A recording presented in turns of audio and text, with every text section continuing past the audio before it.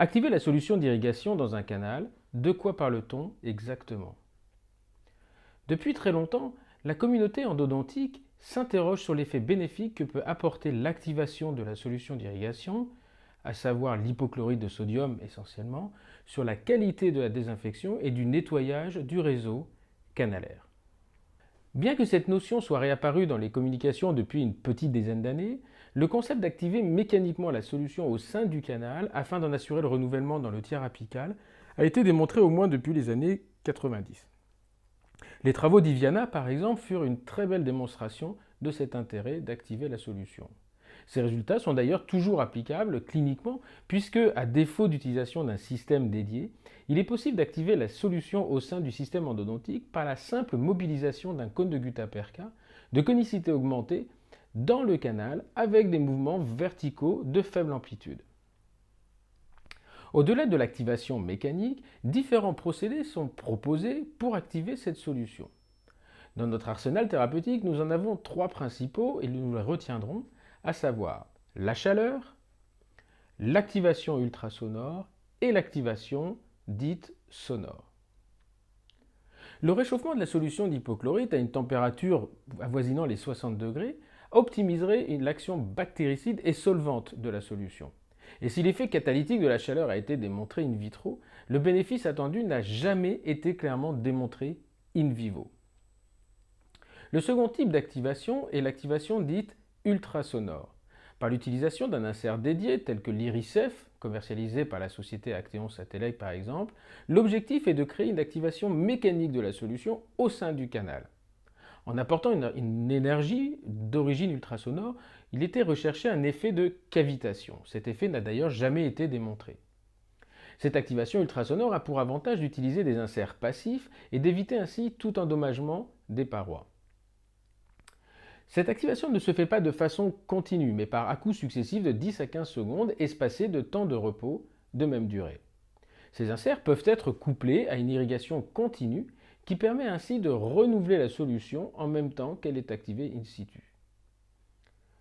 Récemment d'ailleurs, la société Vista Dental aux États-Unis a lancé le système UltraFlow qui est une pièce à main ultrasonore, autonome, couplée à un réservoir d'irrigation.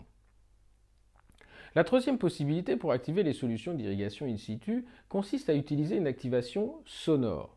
L'idée est la même que pour le dispositif précédent, la seule différence est que l'agitation des inserts ne se fait pas avec une fréquence d'oscillation de l'ordre de l'ultrasonore, mais bien du sonore.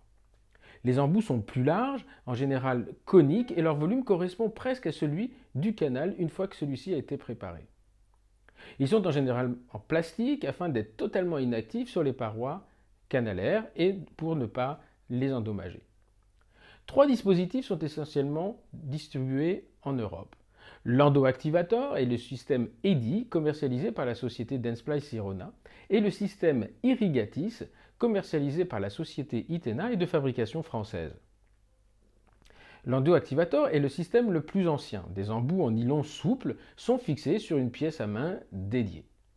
L'activation est obtenue en plaçant l'embout dans le canal, rempli de solution d'irrigation, qui est ensuite animé par des vibrations créées par la pièce à main.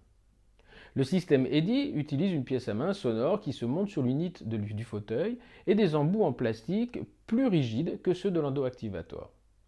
À ce jour, il n'est pas commercialisé en France. Enfin, le troisième système est l'Irrigatis. Plus original que les précédents, il reprend les concepts de l'activation sonore. Plus original puisqu'il associe l'activation et le renouvellement de la solution d'irrigation en même temps.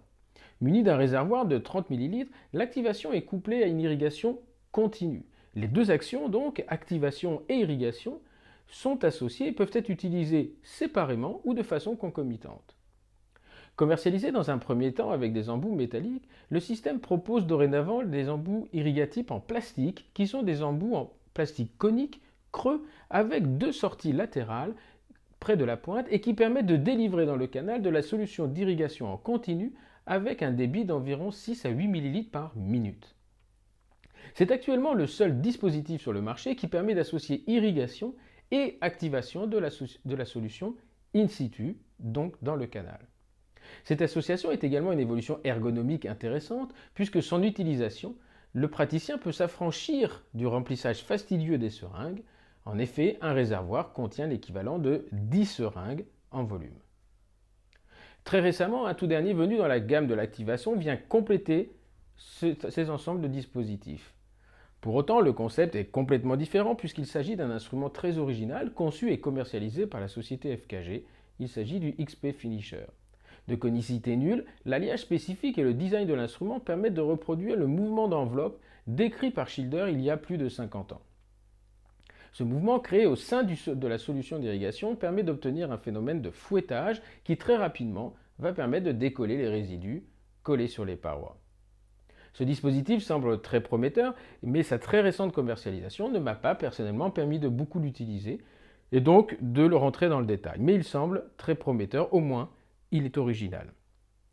Enfin, un tout autre concept basé sur la pression négative permet de faire circuler la solution d'irrigation dans le canal. Un dispositif dénommé Endovac exploite ce principe. Une nouvelle version de ce dispositif va bientôt arriver sur le marché à l'heure où on enregistre cette vidéo et nous ne manquerons pas donc de revenir pour présenter ces deux systèmes, le XP Finisher et l'Endovac, dans des prochaines communications, une réponse d'experts.